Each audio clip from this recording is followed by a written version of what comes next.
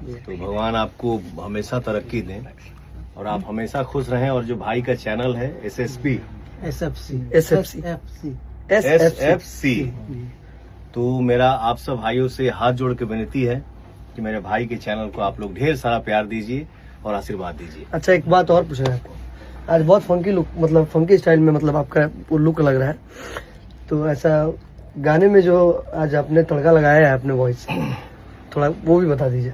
बेटा, मैं तो देखो यही बोलता हूँ कि सीखना हर दिन है, और जो आप सजा के लाते हैं और आप जो शेयर करते हैं कि चाचा हमको ये चाहिए, आइए ना वो चाहिए, ऐसे चाहिए, और मैं अपने जनता के आशीर्वाद से थोड़ा कोशिश करता हूं तो पता नहीं कैसे हो जाता है।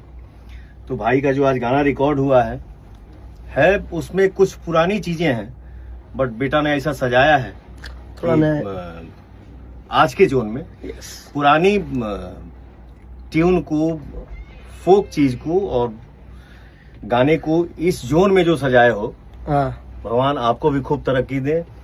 मुझे पूरा भरोसा है कि ये जो गाना है आप सबको खूब पसंद आएगा और हम लोग धूमधाम से इस गाने को रिलीज करेंगे, पार्टी के साथ, और पार्टी भी करेंगे। भाई मेरा पार्टी करेगा।